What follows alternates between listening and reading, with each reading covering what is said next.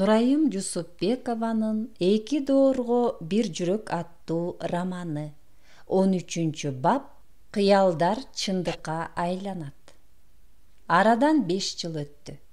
2020-жылдын жайы жакындап келаткан кез. Кыргыз бермети болгон касиеттүү ысык көлдүн жээгине кооздоп курулган элиталык коттедждин алдында 2 киши түтүн быкшытып шишкебек бышырып жатышат. Жемиш дарактарынын алдына коюлган үстөл үстүнө 2 аял дастуркон жазышууда.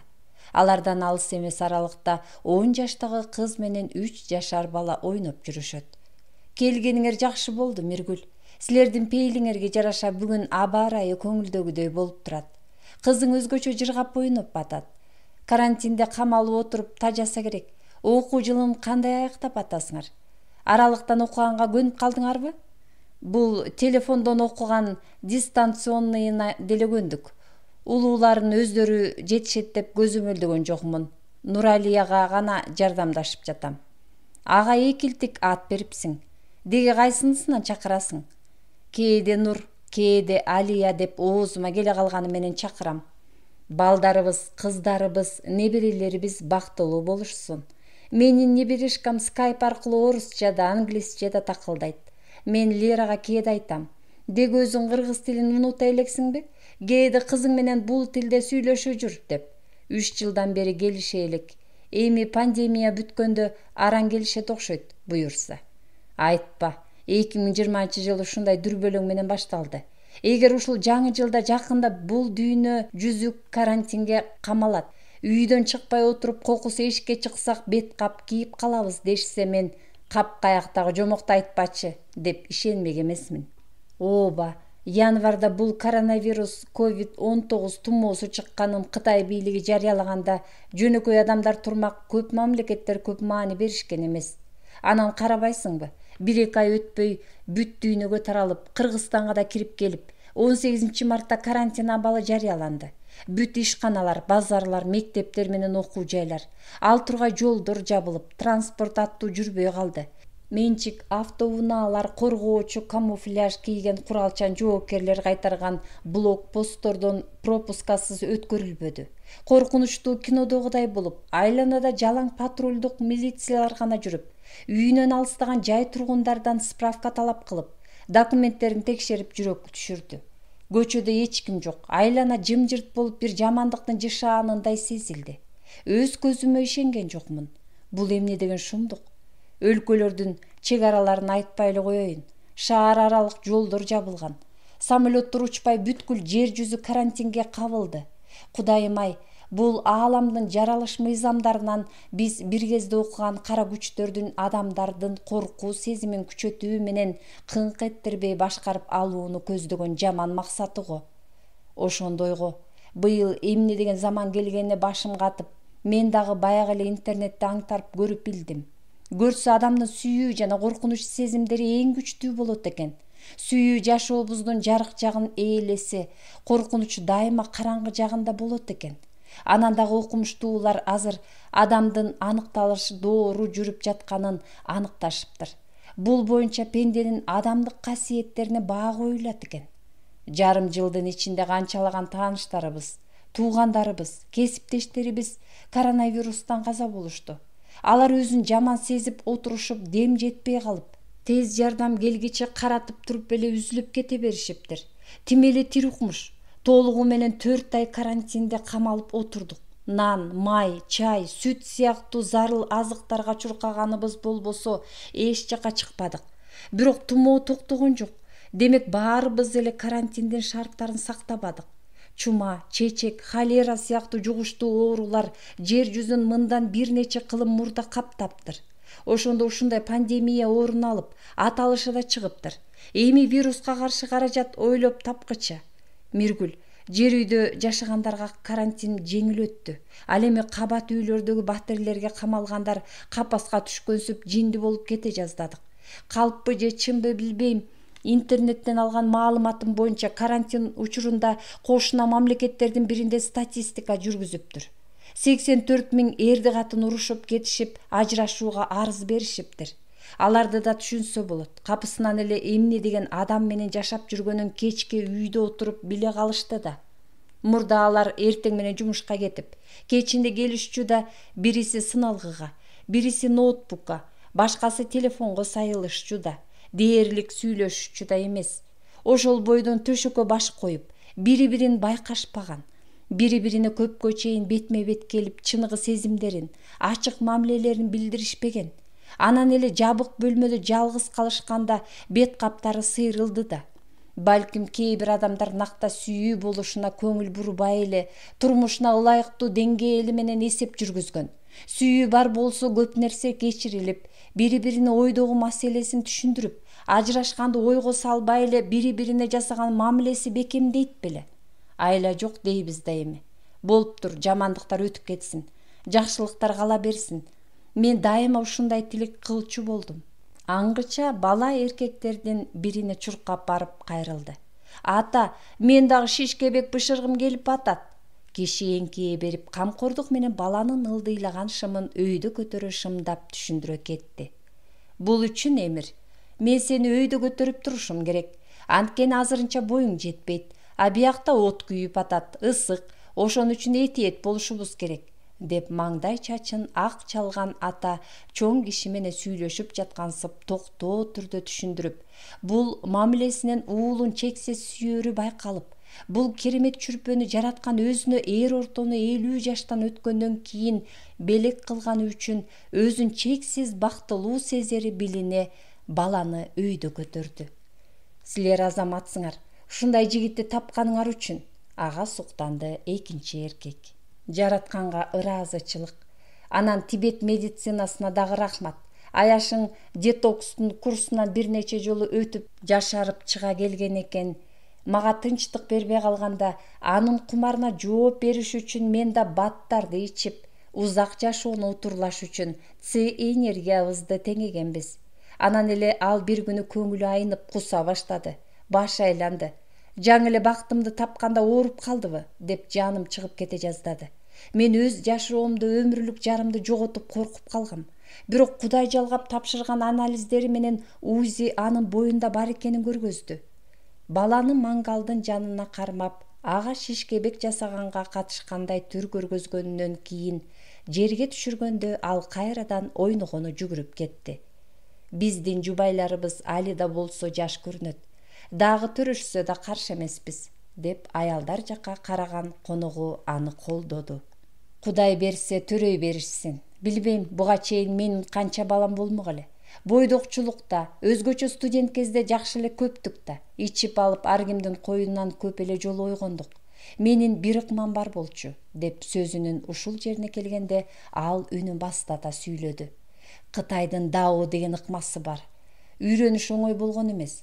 Жыныстык катнаш учурунда кармап урукту түшүрбөйсүң. Анткен менен кааламаган бойго бүтүүлөрдөн сактанасың. Муну мага бир бурят үйрөткөн. Башында көнүмүштүктөн улам, Асел менен да ушундай болгом. Бирок ал эгер жашы өтүп кетип, боюна бүтпөчү болсо, айла жок небере багууга туура келерин айтып таарынып, бул мага зыян экенине да тынчсызданганда мен бул ыкмамды колдонууну биротоло тыйгам. Эми болсо көңүлүм тынч, төшөктө өзүмдү эркин сезип калдым. Азыр баягы жаш кез жок, эч жака барбайм. Андыктан ал ыкманын кереги жок.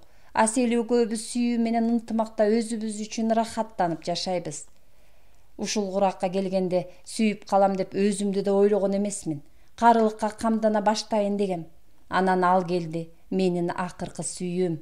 Аселге жеткиче көп көңүл калуулар болгондуктан ушул курагымда сүйүүгө жетип, үй бүлөлүк өз ара түшүнүшкөн шайкештикке жашоо мүмкүнчүлүгү жөнүндө кыялданбай да калгам. Айтпа досум, ушул куракка келген кишиге эң негизгиси үй бүлөдөгү тынчтык, ыңгайлуулук, ынтымак экен.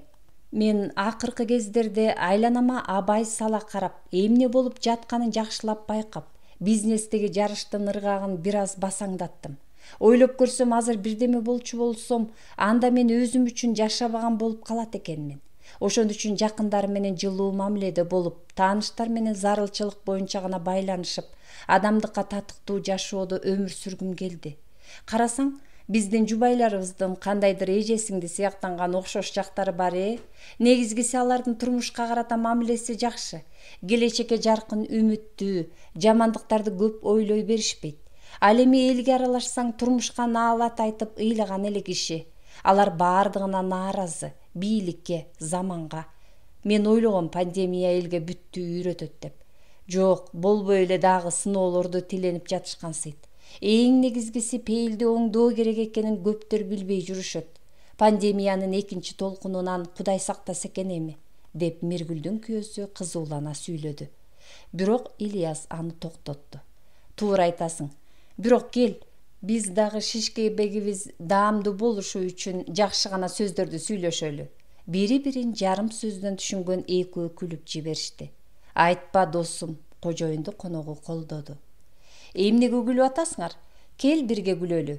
Ильяс сүйүктүм, абдан жакшы жыттанып атат, деп наздуу сүйлөп арттан келген Асел күйөөсүн кучактады. Жаным, биз шишкебек даамдуу болсун деп күлүп жатабыз, бирок бышып калды. Шиштеринен чыгара берсек да болот. Келгиле жейли, деп Ильяс баарын чакырып, алар бир аздан соң сергектик тартуулаган бак алдына берекелүү жайылган дасторкон боюнда ыракаттануу менен көңүлдүү сүйлөшүп тамактана башташты. Жашылдан кийим кийип жаңырган айлана, куштардын сайраганы, бетти назик аймаган таза аба, шарпылдаганы ушуга чейин угулган анча алыс эмес жердеги көйкөлгөн көлдүн көрүнүшү абдан романтикалуу сезилип, баарынын маанайлары көтөрүлдү. Бул бейиш сыяктуу аймактагы жадыраган маанайлуу, алардан бакыттын аңкыган жыпар-жыты келип тургансыды. Чын жүрөгү менен бири-бирине берилген курбулар ошентип үй бүлөлөрү менен достошкону кандай жакшы. Алар муну кыз кездеринде кыялданышкан. Ал жакшы тилектер мына эми гана ишке ашып отурат. Ортолорунда мыйзамдуу никеси бар Асел менен Ильяс бул коттеджди былтыр куруп бүтүрүшкөн. Ал эми ипотеканын контрагын ийгиликтүү уюштуруп, Миргүлдүн балдары 3 жылдан бери шаардагы батиринде ээн эркин жашап жатышат. Анан дагы булардын жашоодогу акыркы демибизди тарткыча ынтымак менен ырыс кешикти жандатып бирге болобуз деген негизги тилектери бар. Достугу бекем бул үй бүлөлөр периштелер сыяктанып бири-бирине чын жүрөктөн жакшылык тилешет. Булардын ынтымагы, бири-биринин бактысы, ийгиликтери, жыргалчылыктары үчүн кубанып турушканы, достугунун ишенимдүү жана бекемдиги сырттан карагандардын сый-урматына, ыраазычылыгына татыйт. Мындай ынтымак ал тургай бир туугандардын арасынан да сейрек кездешет. Агайыны, эже-сиңди жана башка бир туугандардын ортосунда көрө албастык, бой көтөрүүчүлүк, таарыныч, милдет кылуу орун алып, туугандын байланыштан улам гана катташып жүрүштөрү мүмкүн. Күтүүсүз келген COVID-19 пандемиясынын учурунда адамдар туугандык байланыштарга көп маани бербей, тилектештер катары топторго бөлүнүп, ортодо ынтымакка ширелген жакшы баарлашуулар орун алды. Көрсө адамдардын ата-энеси бир болуп үй бүлөдө төрөлүшү, бул дене бириктирген бир туугандык болуп саналат экен. Ал эми көңүлдөрү жакындашып, чыныгы дос катары сүйүшкөндөр, жандары бириккен бир туугандар болушат тура. Мындай жүрөктөштөрдү кошкон асманда алардын бизге көрүнбөгөн кандайдыр ата-энелери бар сыяктанат. Жашоо турмуш маселелеринде жакындары менен өз ара түшүнүшпөөнү, пикир келишпестикти сезген адамдар өз жаны тартылган адамдарга ыктап, алар менен ынак мамиле түзүп, ошондойлордун чөйрөсүндө болууга аракет кыла баштайт экен. Ал эми дүйнө таанымдары айырмаланган, көңүлдөрү келишпеген каны бир туугандары менен көп көрүшүп туруудан качып, жолукса да чын жүрөктөн сүйлөшө алышпайт тура. Май майрамдарынын урматына жолугушкан курбулардын ак дасторкон боюнда ыракаттануусунан мында баш багып, салам айткан кошуна алагды кылды. Ислам ишеними боюнча эгер пенде кошунасына жасаган даамдуу тамагынын жытын жеткирсе, анда ал тамагы бышканча ага ооз тийгизиш керек. Бул Аллах Тааланын ыраазычылыгы үчүн экен, деп тамашлап жатканы, чын сүйлөгөнү же актанганы билинбеген ал адамкерчиликтүү сүйлөдү. Салам алейкум, Үмүт аке. Келиңиз, дасторкондон орун алыңыз. деп учурашкан Ильяс ал үчүн дагы бир үстөл алып келип койду. Рахмат деп ыраазычылык билдирген ал сөзүн улантты. Мен бирок көпкө кармалбайм. Жигиттер, өзгөрүүлөр мезгили келатат. Эл азыркы бийликке нааразы. Ошондуктан жакшы келечегибиз үчүн сак болуу менен аракеттенип, Кыргызстан татыктуу президентке ээ болушу үчүн биз жактаган адамды колдогула. Биринчиден, саясий негиздер менен камакта отурган аны бошотуш керек. 2 жылдан бери жарандарды аң сезимдүүлүккө чакырып келатабыз. Жөндөмсүз бийликке татыктуу каршылык көрсөтүп, эрктүү болуу менен өлкөнү жакшы жакка өзгөртө турган жолго салышыбыз керек. Биздин өлкөдөгү баардык тармактар боюнча туруксуздукка элибиз канчага чейин чыдайт? Эгер казылып жаткан кен байлыктарыбыздан алынган пайда казынабызга түшүп, өлкөнүн бүткүл тармактарына туура бөлүштүрүлсө, анда биз жарды мамлекетке жашабайт болчубуз. Биз колдогон алиги адам өлкөнү бул туюктан алып чыгып кетүүнүн, тармактарды иретке келтирүүнүн жолдорун билет, казынаны толтурат, экономиканы оңдойт. Өлкөбүздүн көйгөйлөрүн жакындан билип, аларды чечүүнүн жолдорунда даана көрүп турган ага өзү үчүн эч нерсенин кереги жок. Ал бир гана мамлекетти өнүгүү жолуна салууну максат кылат. Албетте, майрамдарына карата чогулган ынак үй бүлөлөрдүн тынч отуруп тамак жеп жаткан маанайына Үмүт акенин ачык айтылган саясий сөздөрү анча кошо бербегенсиди. Бирок эгемендүү өлкөнүн келечектеги гүлдөп өсүүсү үчүн жасалып жаткан мындай адамгерчиликтүү үгүттөр, чакырыктар, өзгөчө алиги эл жыргалчылыгы үчүн камакта камыгып жаткан элдик каармандын ишенимдүү адамдары тарабынан жүргүзүлгөн түшүндүрүү иштери акырындан өз максаттарына жетип, бир гана таза жүрөктүү ал элдик баатырга айлануу менен өлкөнүн көп жылдардан бери топтолгон көйгөйлөрүн чечип, аны татыктуу башкаруу аркылуу өнүгүү жолуна салаарына ишеним жаралып калгандыктан, бул сөз азыр мындагыларга көп деле өөн учураган жок. 2020 жылдын октябрында тарыхый окуялардын акылга сыя бербеген жүрүшүн жасаган элдик толкундоолор, башкача айтканда парламенттик шайлоодогу адилетсиздикти шылтоо кылып, алардын ою боюнча өлкөнү өнүктүрүү колунан келбеген президентти кетирүүнү көздөгөн топтор борбордук аянтка чогулуп, өзүлөрүн кууп таратмакчы болгон мамлекеттик кызматтардын аракетине татыктуу каршылык көрсөтүү менен түнү бою алар менен кагылышып, таң ата бийликти алмаштыруу боюнча жүргүзүлгөн революциялык иш-чара ийгиликтүү түрдө ишке ашты. Ошентип, кыргыз элинин эркиндикти сүйгөн эрки менен өлкөнүн жогорку бийлик бутактарында кайрадан чоң өзгөрүүлөр жүрүп, эл ишениминен кеткен аракеттеги президент бийликтен кетип, айтылуу алтын кениндеги чоң жемкорлукка каршы чыгып, адилеттик үчүн күрөшүп, абакка түшкөн элдик уул өлкөнүн эки тизгин бир чылбырын өз колуна алды. Эми эл жашоосунда дегеле мамлекеттин абалын оңдоо максатында өлкөнүн баардык тармактарында өзгөрүү жүрөөрүнө, өндүрүшү өркүндөп өсөөрүнө, буга катарлаш укуктук жана демократиялык жактан да туура жана чечкиндүү кадамдар жасалаарына үмүт артылды. Бул улуу окуядан соң өлкөнүн баардык жактарында, көчөлөрдөгү, коомдук транспорттагы, базарлардагы адамдарда, өз мекениндеги жана чет жактагы мекендештердин жүздөрүндө өлкөнүн башына келген адамдын жашоосун оңой аларына карата үмүт жана ишеним пайда боло баштады. Жемкорлукка каршы күрөш ачылып, элдин ырыскысына кол салган коррупционерлер кармала баштайт. Көп жылдап чет өлкөдөгү жашоонун кыйынчылыктарын тартып келген миңдеген кыргызстандыктар туулган жерге кайтып келе башташат жана башка жаңы замандын жакшы самалыктары жана өзгөрүүлөрү өлкө боюнча жаздын жаңы жел аргасындай жүрүп өтөт. Мындан улам бул замандын адамдарынын эле эмес, Кыргызстанга, дегеле жер планетасына келе жаткан жаңы доордун, жаш муундарынын жакшы жашаарына болгон үмүт, жаркыраган келечегине карата ишеним пайда болуп, коомдо жакшы маанай, өнүгүүгө карата жаңы дем жаралды. Кайсы кафеде же ресторанда кандай үстөл ээлеп, кимдер менен жаңы жылды бирге тособуз деген суроону талкуулап, алдын ала анын планын түзмөкчү болгон Аселдин курбулары чогулушту. 20-жыл чында беле оор жана татаал жыл болду. Тезирээк эле 2021 жыл кирип келсе экен. Канчалаган адамдар өлүп кайгыга баттык. Мындайда көңүл ачкыңда келбей калат экен. Көңүл ачыш керек кыздар. Жашоого жакшы ой менен карап, аман-эсен сак-саламат жүргөнүбүзгө ыраазычылык келтирели. Ооба, макулмун. Ким көп наалыса, тыңсызданса өзүнө эле жамандык чакырат. Жанагы жаман аттуу вирусту жабыштырат. Салт боюнча эски жылды мактап узатып, жаңы жылды жакшы болуш үчүн алкап тосуп алышыбыз керек. Ошентсе да этиет болушубуз керек. Мурдагы жылдардагыдай чоң залдарга барбайлы. Ушул эле жерде тоссок кандай болот?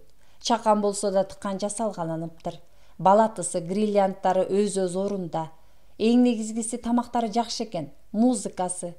Жалаң кыздар эски жаңы жылда чогулалы.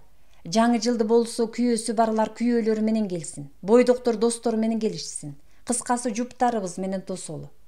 Алардын жанына 60-тардагы курагынан кыйла жаш көрүнгөн, арык чырайынан келген орто бойлуу, тыкан кийинген аял басып келип, өзүнө көңүл бурдуруш үчүн колдорун кучактачудай алдыга сунуп, үнүн жасай берип: "Асел, кандайсың?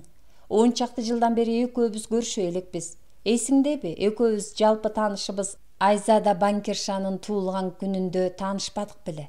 Андан кийин силер мени аэропортко узатып баргансыңар.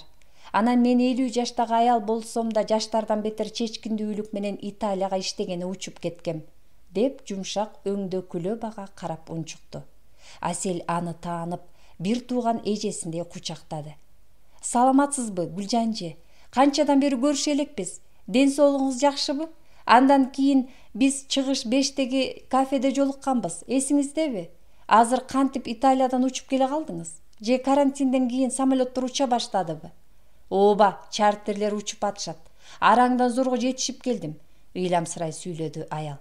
"Мен бирок кайра учуп кетишим керек. Күйөөмдүн тажыясына баратканым үчүн гана араң кое беришкен", деп ал жан чөнтөгүнөн жүз арчысын алып, кызарып чыккан көзүн сүртө кетти. "Кыздар, биз негизгисин сүйлөштүк. Сураныч, үстөлдү 30-уна карата алдын ала ээлеп, тең акчасын төлөп, кыскасы калганын өзүңөр билесиңер. Мен Римден учуп келген эже менен башка үстөлгө отуруп сүйлөшөйүн." Ортодо 8 жыл өтпөгөндөн бетер эки аял эже сиңди сымал бири-бирин түшүнүшө, достук маанайда жана адамдык сүйүү менен баарлаша, музыканттар кечки программасын баштагыча эки орундуу үстөлдү ээлеп сүйлөшүп отурушту. "Мына, Асел, билинбейли 11 жылдык өмүрүм чет өлкөдө өтүп кетиптир. Бирок былтыр 2020 жылы гана пандемиянын айынан келип кете алган жокмун. Болбосо ар бир жылы эмгек өргүүсүнө келип кетип турдум. Ал тургай Казакстандагы кызыма учурашып үлгүрүп жүрдүм. Сенин телефон номуруң бар болчу. Дайыма учуп күйүп жүрүп, аны да жоготуп алдым. Жакындар, тааныштар көп. Алардын баарына учурашып үлгүрө албайсың. Сага жолугуп калганыма кубанычтамын. Гүлжан эже, жүрү биздин үйгө кире кетиңиз. Менин күйөөм жакшы адам.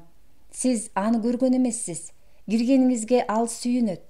"Жок, ушул эле жерде отуруп сүйлөшөлү. Азыр мага конокко барганга ыңгайсыз. Бул жакка тааныш аялдар күйөөмө Куран окутканы чакырганынан келгем. Алар жумуштарында шашып кетишти. Мен чыгып баратып сенин тааныш үнүңдү угуп токтоло калдым. Артык айрылуу болсун байкенин. Эже, байке андай деле кары эмес эле, эмне оорудубу?" "Ооба, акыркы жылдары ашказан ооруп жүргөн. Жаны жаннатта болсун. Жесирлик тагдырды мен да башымдан өткөрдүм. Раматлык күйөөм Кайрат экөөбүз абдан ынак элек. Анын көзү өткөнү дээрлик 10 жыл болгону калды. Сиз да дайыма үй бүлөдөн алыс болуп, күйөөсүз жашоого деле көнүп калсаңыз керек", деп Асел эски таанышын ого бетер кайгырткандан этиеттене сөзүн улантты. "Ооба, мен уккам, силердин кырсыкка учураганыңарды. Мен да сага көңүл айтам, билесиңби? Мен күйөөм экөөбүздүн бирге сүргөн 25 жылдык өмүрүмө карабай ишенимдүү түрдө бул жерден кеттим. Анткени ал экөөбүз 50 жашка чыгып калганыбызда бири-бирибизден алыстап кеткенбиз. Заман өзгөргөндө мен сыртымдан да, ички жан дүйнөм боюнча да заман бап бойдон калдым. Чачымды кыска кырктырып, шым кийип жүргөнүмдү көргөнсүң. Кээде кыздар менен шампан ичип калганыбыз эсиңде болсо керек. Кыскасы, союз учурундагыдай жүрчүмүн. Ал эми күйөөм болсо союз кулагандан кийин акырындан жүрүп отуруп динге баш оту менен берилип кетти. Ал менден да шарият боюнча жүрүшүмдү талап кыла баштады. Андай болууга көңүлүм тарткан жок. Анан бул үчүн экөөбүз урушчу болдук. Таптакыр эле бир пикирге келе албадык. Бирок ажырашпадык. Мен сыртка кетип, эбак үй бүлө күткөн балдарыбызды материалдык жактан колдоп турдум. Ал иштеген жок. Анткени менен насыядан насыя алып, кичи ишкерлик кылган мага жардам бербеди. Тескерисинче, насыя алганыма шарият жол бербестигин, мусулман баласы үчүн күнөө экенин айтып каршы чыгып тыя баштады. Көзү өткөн киши жөнүндө жаман айткым келбейт. Бирок ал үй бүлө багуу милдетин жакшы аткарбады. Ошондуктан мага абдан кыйын жана коркунучтуу болду. Жан талашпасам, насыябызды төлөй албай калып, үйүбүздү алдырып жибермекпиз. А балким анын мечиттен чыкпай сыйынганы үчүн баары жакшы аяктагандыр, билбейм. Ошондон кийин четке кетүүгө аргасыз болдум. Кудайга шүгүр, ишим жүрүшүп оңоло баштадык. Бүт насыялардан кутулдук. Балдарыбыздын үйүн бүтүрүп кирип алуусуна жардам бердим. Күйөөм баш болуп, баары машиналуу болушту. Кыскасы, жакшы жашай баштадык. Бул жерден мындай ийгилик жаралмак эмес. Чет жакта жашаган батириң менен тамагыңа чыгаргандан кийин да бул жерде алган орточо маянамдан 3 эсе көп акча иштеп таап аттым, деп бул аял өзүнүн жетишкендиктерин шашыла айтып бергиче кайгысынан да алаксый түшкөнсүдү. Түшүнүктүү, Гүлжан эже, ушундай куракта чет өлкөгө кеткениңиз эрдик этет ийиш. Сизге эмне алдырайын?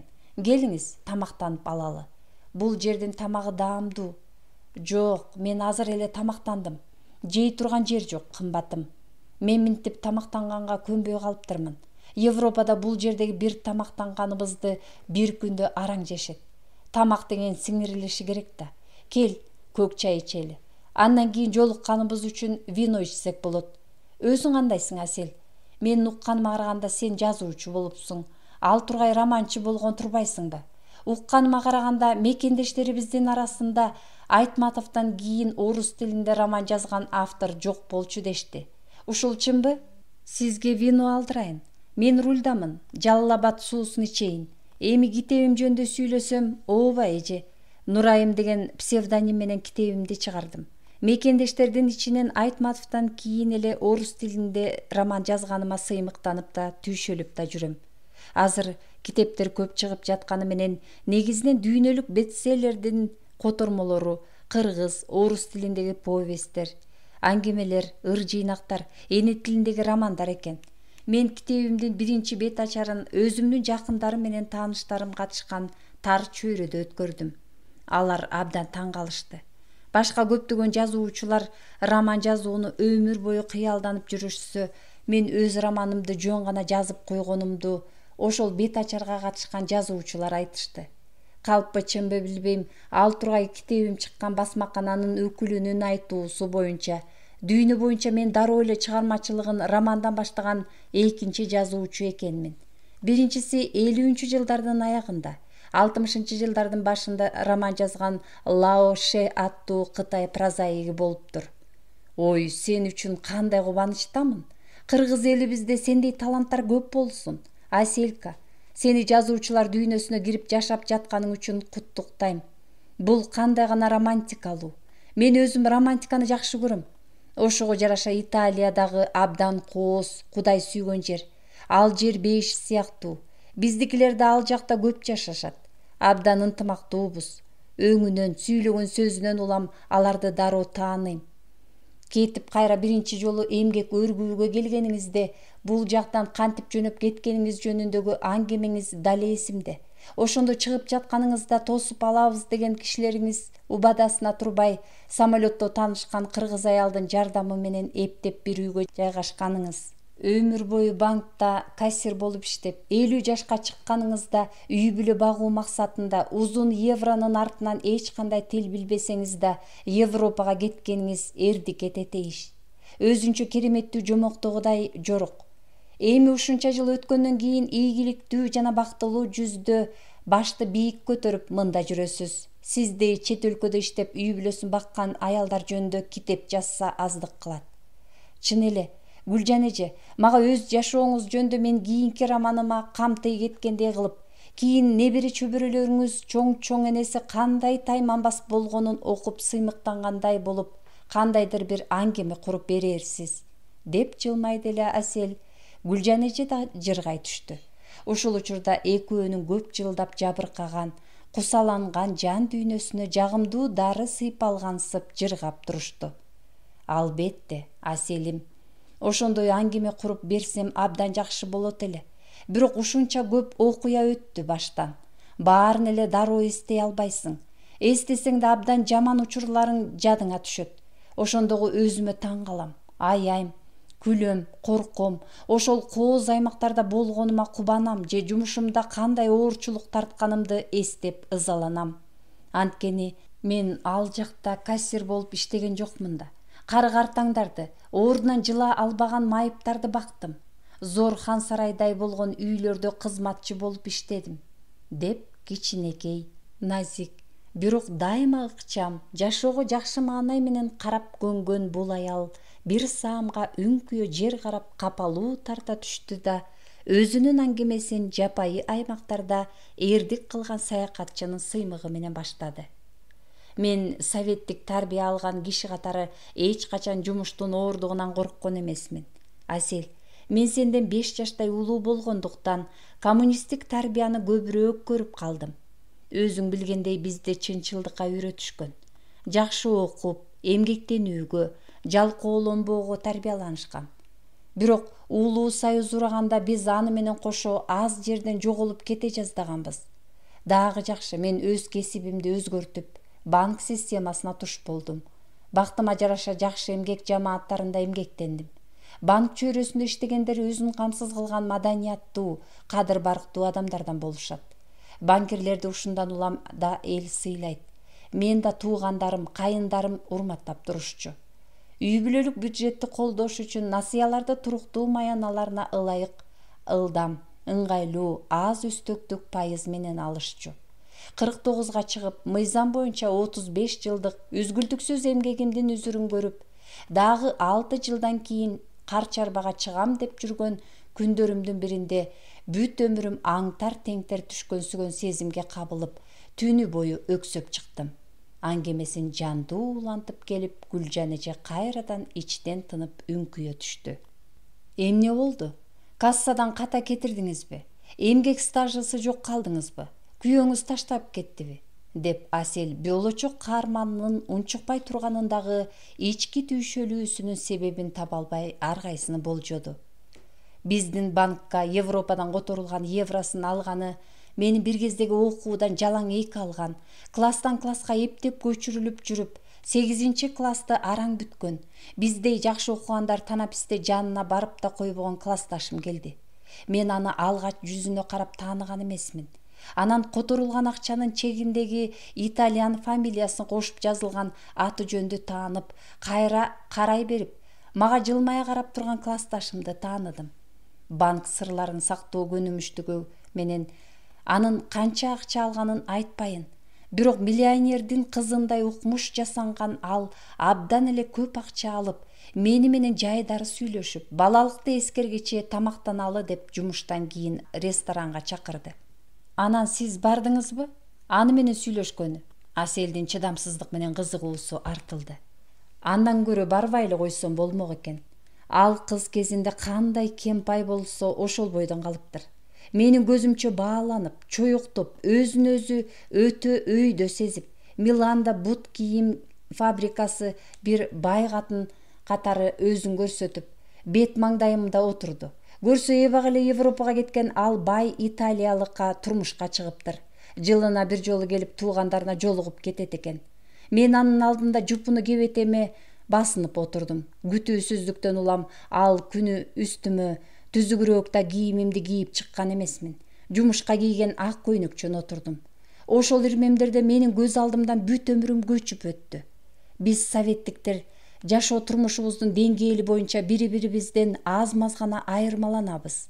Тарбиябызга жараша жашоодо да мектептегидей үлгүлүү жүрүп, күйөөгө да бирөөнө бир гана жолу чыгабыз. Өзүмдүн иштеген жерим жогору, кадыр баркым жакшы эле болсо да, анын алдында аябай кемсиндим. Өзүмдү бир байкуш сездим. Эстесем 7 өмүрүм жерге кирет. Ал ким эле? Эч ким эмес эле. Эми ким болду? Сен эстүү кызсың, жакшы түшүнөсүң. Ойлобо мени көрө албастык кылган экен деп. Жок, андай эмесмин. Бирок баарыбызда эле кыял бар да. Жыйынтыгында мен аз жерден ооруп кала жаздадым. Ошол күндөн баштап көз алдымдан Рим кетпей калды. Анын көчөлөрү менен басканымды, музейлерине киргенимди, айтылуу Колизейге болгонумду көз алдыма элестетип, океандын жээгинде күнгө күйүп жатканымды, тоодой зор лайнер кемелерде сүзгөнүмдү кыялданчу болдум. Кыскасы, мен Италиясыз жашай албай калдым. Анан туугандарыма 50 жылдык мааракемде берилчү белектин ордуна Италияга учкан самолетко билет сатып берүүлөрүн өтүндүм. Ошентип визаны оңой эле жасаттым да, ал жакта мени бирөө күтүп тургансып учуп кеттим. Деп саамга унчукпай калгандын ортосунда ал кандайдыр жагымсыздыкты эстедиби, кабагы бүркөлдү. Сиз азаматсыз, Гүлжанжы. Мен мурда эле сезгем, билгем. Чынында эле сиз топурагы Европадан алынгандай, бизде эмес, тайманбас аялсыз. Кыялыңдын ишке ашаарына ишен, эч качан багынба деп туура айтышат. Кыялдар чындыкка айланат, бул такталган чындык.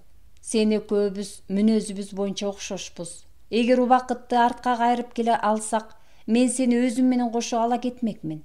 Чоочун жерде жүргөндө экөөбүзгө көңүлдүүрөөк болмок болуш керек, деп ишенимдүү сүйлөдү бул иммигрант аял.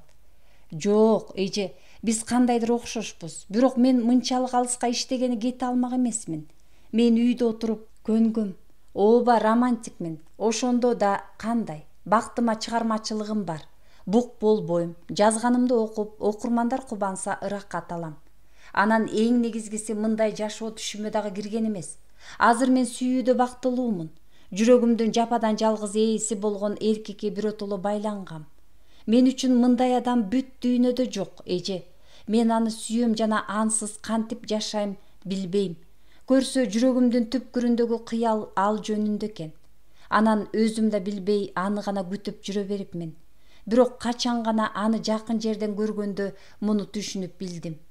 Анан бул адам тарткан демим менен кошо жан дүйнөмө кирип кеткенсиди. Көрсөм мен бир гана аны эңсеп кусага батып жүрүптүрмүн. Асель, сен үчүн ушунчалык кубанычтамын. Кайрадан эсиме түшкөн иммигрантчылыгымдын башталышындагы азаптарымды унута түшөйүн. Экөөңөрдүн сүйүүңөр жөнүндө айтып берчи. Ооба, анда мага жеңил болгон эмес. Анткени тил билчү эмесмин. Тааныштарым да жок болчу. Мурдагыдай ак кофта кийип, акча санаган жумушта эмес элем. Жаңы келгенимде көңүлүм калып айный жаздагам. Бирок артка кайтыш үчүн бир эле акча эмес, намыс жол бербеген. Анткени мен көп акча иштеп таап, балдарымды, неберелеримди жакшы жашоо менен камсыз кылыш үчүн бул жактагы көнүмүш жашоомдон, күйөөм сыяктуу каршылык кылгандардан эптеп суурулуп чыккам да. Ошон үчүн мен баарына чыдадым. Эмнени гана кылбадым, кайда гана барбадым. Бирок булардын баары кийин 10 эсе акталды. Азыр болсо жалаң кубанычтуу күндөрдү гана эстегим келет. Европа боюнча саякат жасадым. Дээрлик бүткүл Италияны, анын жээкке жакын аралдарын кыдырдым. Испанияда, Францияда болдум. Ал эми Париж кандай укмуштай сонун шаар. Жөн жерден жер жүзүндө сүйүшкөндөрдүн баары бул шаарда болууну кыялданышпайт. Жомоктогу сүйүүнүн шаары. Баардык адамдар жашоосунда сүйүү издешет. Ошондуктан баары Парижге тартылышат турбайбы? Европада адамдар башкача. Аларга берилген тарбияны биз четинде көргөнү жокпуз. Жок эле дегенде неберелерибизди ошондой тарбиялашыбыз керек. Сен бактылуусуң, Асель. Сүйгөн, сүйүлгөн. Мен кийин түшүндүм сүйүүдөгү жашоону, сүйүү менен жашоо бактылуулугун, сүйүү жашоонун маңызы экенин, деп Гүлжан эже багытынан чыгууга болбой турган турмушунан алган сабактарын жакшы көргөн сиңдисине акыл катары айткансып тартынбай сүйлөп отурду. Азыр эми эмнеден баштап айтып беришти билбей турам. Биз бир жолу жалпы иш-чарада таанышканбыз. Андан кийин интернет боюнча жазышканбыз. Ал эми качан жолугуп сүйлөшө баштаганыбызда 7 жолу жолукмайын жакындашпайм деген ойдо болдум. Ички каалоо менен кумарды кармаш кыйын болсо да, биз чыдап 10 жолу достук жолугушууну баштан өткөрдүк. Биздин 11-чи эң негизги кезигүүбүз жомоктогудай болду. Менде мурда эч качан мындай болгон эмес, эже. Бул керемет сыяктуу болчу. Айтып берсең, абдан кызык болуп турат. Айтып берейин, бирок майда чүйдөсүнө чейин эмес. Анткени бул өзүмдүн жеке жашоомо тиешелүү. Болуптур. Эң негизгиси сен өз эркегиңди тааныпсың. Адашпай таапсың. Экөөңөр эми сүйүүңөрдү сактагыла. Мен бул жолу узак мөөнөткө кетпейм. Андан кийин биротоло мекениме кайтып келем. Асел, биз дагы жолугарыбызга ишенем. Мен буюрса сенин ийгиликтериңе, үй бүлөлүк бактыңа дагы да күбө болом. Рахмат эже. Сиз менен баарлашып абдан жагымдуу кеч өткөрдүм. Суранам, биз менен байланышты үзбөңүз. Сиз үчүн биз дайыма кубанычта болобуз. Биз сиздин өтө чечкиндүүлүгүңүз менен үй бүлөңүздүн жашоосу жакшы жагына өзгөрүптүр. Балдарыңыздын турмуштан жолдору болуптур. Мен сизге бактылуу карылык каалайм. Балдарыңыздын, небери чөбөрөлөрүңүздүн сүйүүсүнө чулганып, урмат сыйына бөлөнүп узак жашаңыз. Бейиштегидей эч нерсеге муктаж болбой өмүр сүрүңүз. Бүт каалоо тилектериңиз, кыялдарыңыз орундалсын. Айтканың келсин, кымбаттуум. Оомин. Аялдар кучакташып, өбүшүп, бөлүнүшкүсү келбегендей коштошушту. Өз-өзүнчө кеткен экөөнүн өткөндүн өксүктөрүн эстегенден улам маанайлары бир аз басыңкы. Ошол эле учурда алдыдагы жашоолорунан эч кандай тоскоолдук байкалбагандыктан көңүлдөрү жай болчу. Алар азыркыдай чын жүрөктөн чыккан баарлашуу келечекте дагы болоруна ишенип тарашты. Гүлжан эже таксинин артына отуруп, таксистке барар багытын айтты да, кандайдыр жеңилденген демин чыгарып, ойлорунун эркин кетишине эми гана шарт түзүлгөндөй орундукка болушунча ыңгайлашты. Айланадагы жаңы курулган бийик үйлөргө суктангыча түнкү Бишкекке көз салса болмок. Бирок ал эч нерсеге алаксыгысы келбей көзүн жумуп, бирде толкунданткан, бирде күтүүсүз кубанычка кабылткан ойлордон аң сезимин жайгарып, өзүнө келүүгө аракеттенип баратты. 10 жылдан ашты алыскы өлкөлөрдө. Чоочун адамдар арасында жүргөнүм кечээли болуп өткөндөй сезилет. Мына жумушка орноштуруу боюнча ортомчулук кылган орус кемпир. Менин чет элдеги биринчи жолу жумушка орношуум бул тилди, салтты, өзүн алып жүрүүнү, кожоюндардын талаптарын билбегендигимден улам болуп өткөн анекдот сыяктуу окуя. Интернеттеги котормо программасы менен италиялыктар менен түшүнүшүүгө жасаган аракетим да башынан ийгиликсиз аяктаган. Багуума тапшырылган чүкөдөй кемпирдин түйшүгүнө чыдай албай дала ыйлагам. Ага баладай камкордук кылуу менен кыймылсыз кары бакканды үйрөнгөм. Көтөрүп отургузганды, ордунан башка орунга которгонду, жанында күнү бою отурганды, чоң кичинеге отурган идишин ташыганды, тамактангандырганды, жуунтканды, уктоого жаткырганды, үй жыйнаганды, тамак жасаганды ар күн сайын кайталап жасагам. Анан ушундай түмөн түйшүк тартуу менен эч болбосо сыноодон өтүп, 1 евро иштеп тапсам экен. Анткени тил билбестигим үчүн 2 жумадан кийин кайра жумушсуз калгам. Италиялыктардын нан жебестиги жанга өзгөчө батып, абакка түшкөнсүп эч жака чыкпай камалып отуруп, ал жумуштан илмейип арык чыккам, жүдөп, кыйналып, өзүм ошол кемпирге окшоп калгам. Эркин жашап жүргөндөн кийинки кабылган бул жашоом эрксиз туткундукку сыяктанган. Гүлжан эже ошондогу ойго келбес окуяларын, азыр бирөөгө айтып берсе күлө турган жоруктарын эстеп баш чайкады. Бирок жылмайбай сустайган бойдон калды.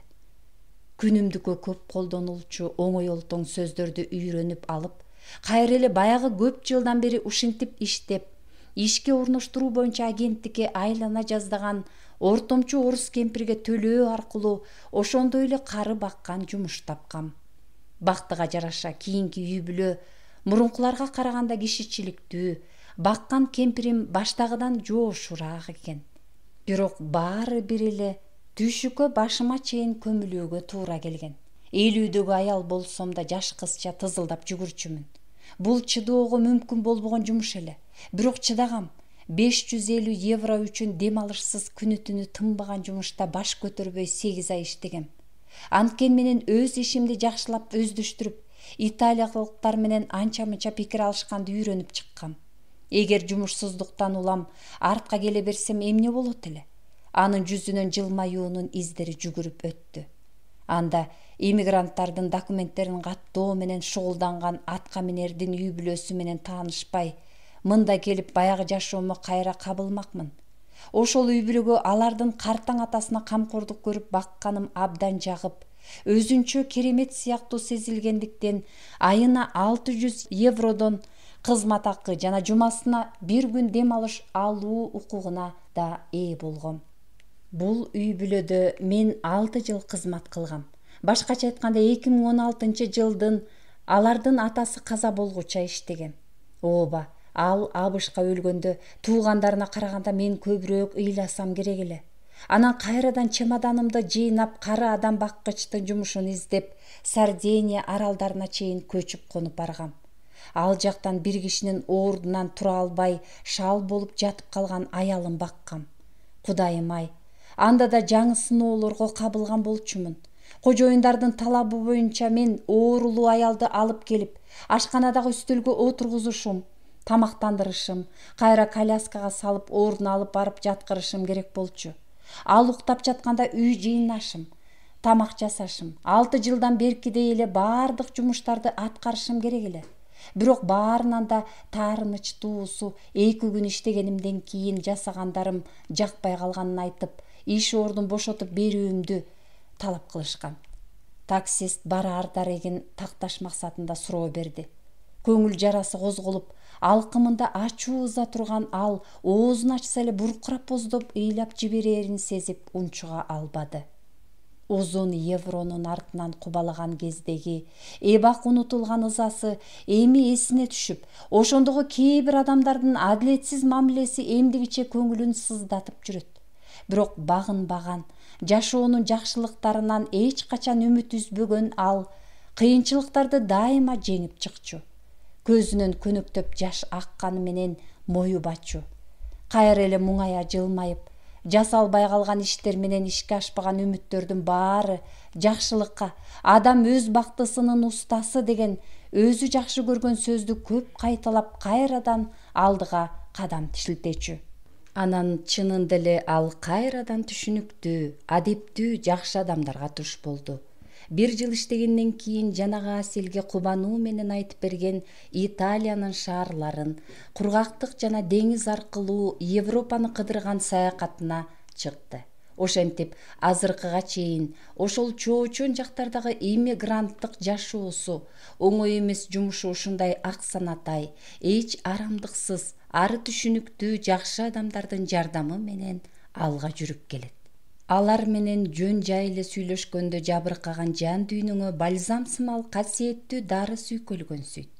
Бири-бирин канааттандырган мындай мамиледеги иш берүүчү менен жумушчунун өз ара түшүнүшүүсү, урмат сыйы, ыраазычылыгы, жакшылык кылуусу убакыттын кайсы бир мерчеминде жасалчу жумуш боюнча келишимден жогору туруп, жашоо деп аталган жаркын кезди кооздоп, анын унутулгус ирмемдерине айланып, өткөндүн жакшы белеги сымал эч унутулбастан эскерүүлөрдө түбөлүк жашайт. Гүлжан эже кайрадан сергегине тартты. Жакшы эскерүүлөрүнөн улам көңүлү көтөрүлүп, таксист менен көңүлдүү сүйлөшө баштады. Жолдо ката жүргүнчүсүнүн капалуу жүзүн байкап, анын кандайдыр кайгысы бар экенин боолгологон таксист мындан улам кубанды. Бул эженин ою боюнча кайгы капанын баары артта калган. Алдыда жалаң гана жакшылыктарга кош толгон жаркын күндөр турган. Ак дил, жакшы тилектүү адам катары ал бүткүл планетадагы баардык адамдарды сүйөт. Аларга жакшылык каалайт. Демек, улуу жараткан жана чексиз аалам аны сүйөт жана жамандыктардан сактайт.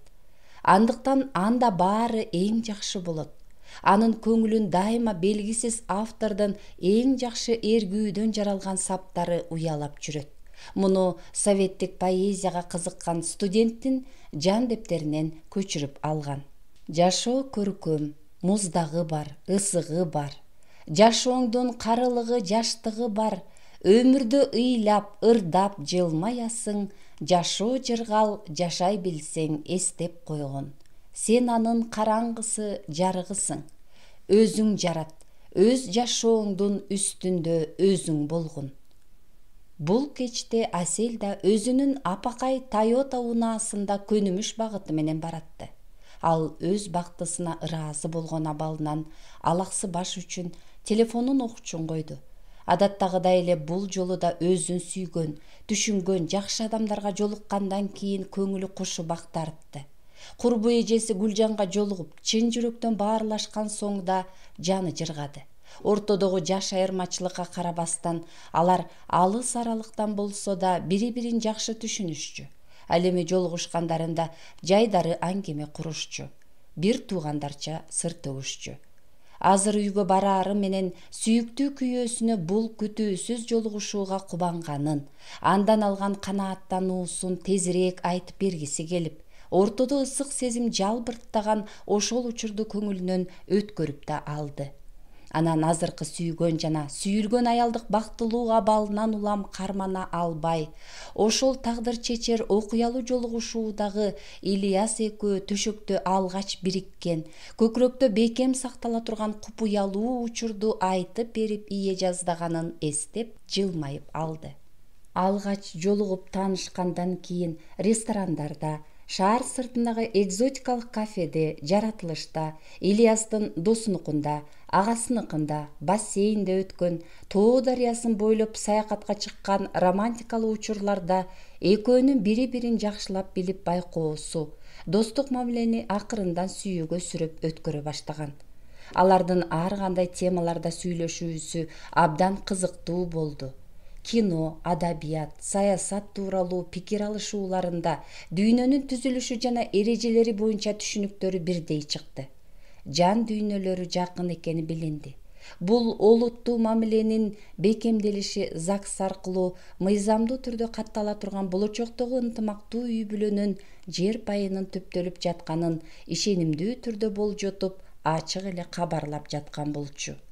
Мындан Ильяс менен Асель да күмөндөнбөй, экөөнүн балдарын, неберелерин ынтымактуу бир чоң үй-бүлөгө бириктире турган окуя ишке ашышы үчүн убакыттын өтүшү менен анча-мынча даярдык гана жетишпей турган. Жолугушкан сайын экөө тең кызыктуу романдын дагы бир барагын ачып окугансып, өз ара жеткилең, ишенимдүү, сүйүктүү болуп баратышкан. Ильяс менен Асель бири-бирине жан денин кошуп, аял-эркектик катнашка даяр болуп калган ошол кечте экөө тең абдан толкунданышкан. Жүрөктөрдүн дүпүрүү кагышы ачык угулуп тургансыган. Экөө бири-биринин көз карашынан, жылмаюусунан, кыйытылган сөзүнөн боло турчу орчун окуяны алдын ала түшүнүшкөн. Ал эми качан гана бири-бирине жакындашканда сөз менен айтып бере алгыс абал жаралган.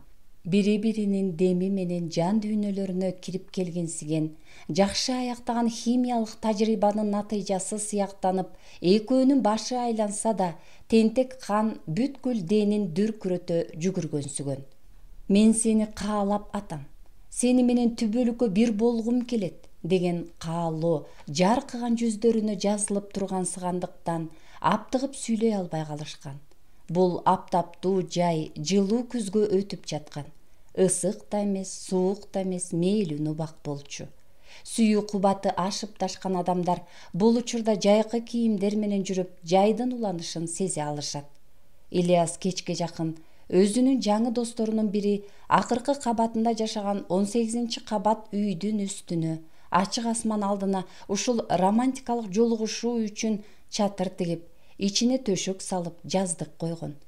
Сүйүктүү виносун баш кылып, жер жемиштерди, сыр кошулган бутерброддорду, бир банка кымбат икраны, шире суусундуктарды, айнек идиштерди, шамдарды, полго сала турган чоң жабууну, роза гүлдөрүн бул бийиктикке алып чыккан да чатырдын эшигин кулпулаган.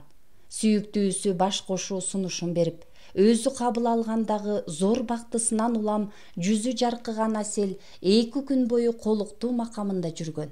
Анан иссиз өтүп кетер катардагы убакыт сыяктанган ошол күнү алар Ильястын демилгеси менен никеге турушкан.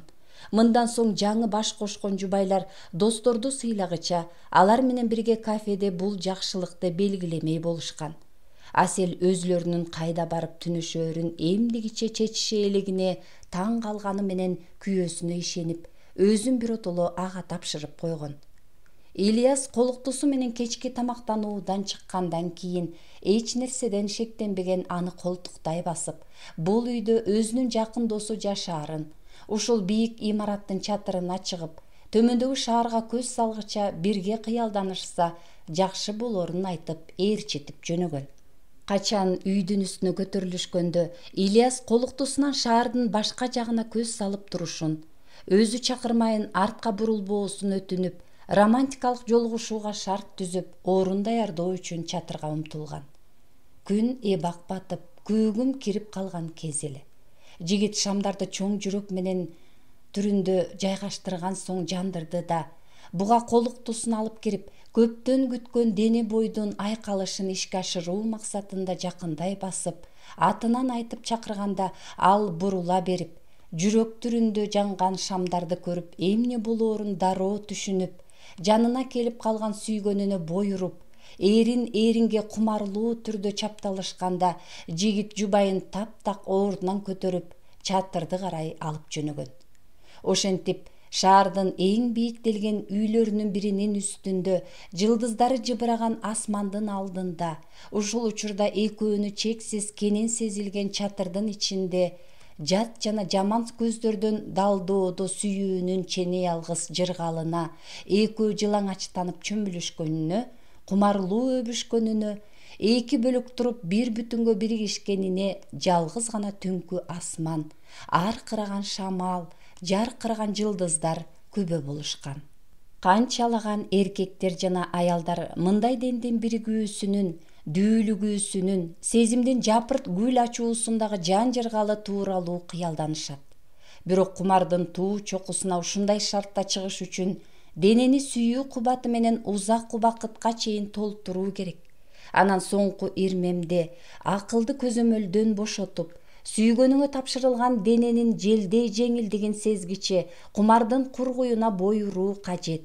Сүйүктүүңө кыналышкан бойдун ар укумунан жыргалды сезип, таттуу рахатка батуунун толкуну менен бир болуп, өз ара сүйүү жыргалында балкуу менен жыргалда коргошундан бетер көл-күлдөп эрип кетишиң эп.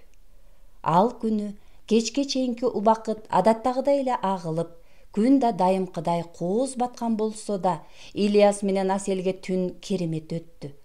Алардын экинчи деми ачылып, бейгам жаштыгы кайрадан башталганын билдирип, сүйүүсүнүн узун аралыкты багындыраарын туйдуруп, көмкөрүлгөн асман коюнуна бөпөлөп эркелетти. Сүйүү чатыры тигилген үйдүн үстү чексиздикке созулган даркан талаадай сезилди. Асман толу ар бир жылдыз көз ымдап жаткансыды. Ушул узак түнү бою агарып бараткан таңда да алардын дем тартып, тыноо какканына аралаш жалынып жалбаруулары угулуп турду. Сен менин аруу сүйүүмсүң, асыл жарым. Сен да менин ыйык арзуумсуң, жан шеригим. Жан дүйнөсүнүн жалгыз ээсин эстегенде Аселдин дем алуусу оорулошо түшкөнсүдү. Өзү үчүн дүйнөдөгү эң жакшы адам күтүп отурган үйүнө болушунча эрте жеткиси келгенде, кычагансып жол чырактардын кызыл жарыгы көпкө чейин жанып, атайылап жолдон кармап жаткансыды. Албетте, бул заманына шайкеш жасаган асыл айымдын мындай аруу сезимдерине айкалышкан ой тилектери дүйнөлүк деңгээлде бийик жана кызык болчу. Мен сүйүп калдым жана сүйдүрө алдым. Жараткандын өзү жана бүткүл аалам мени колдоп жатышат. Бул үчүн мен чексиз ыраазымын. Эртең жаңы күн башталат.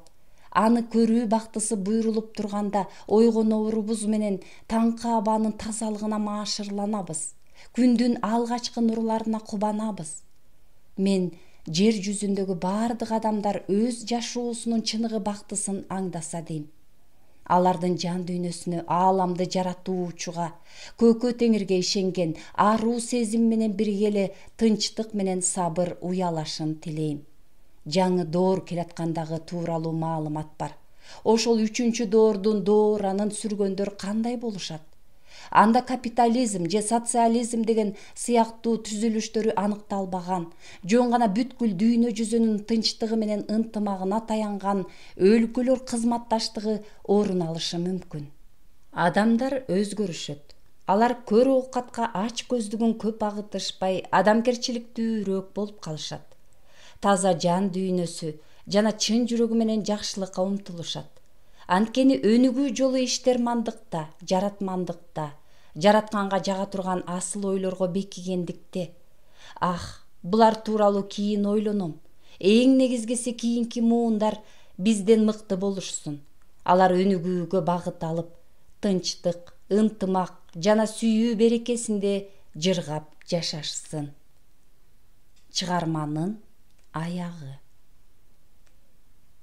Өзүңөрдү жана жакындарыңарды сактагыла. Руханий жан дүйнөңөрдү өнүктүрүү менен сүйүү жана ынтымакты эш тутуп жашагыла. Нурайым Жусупбекова.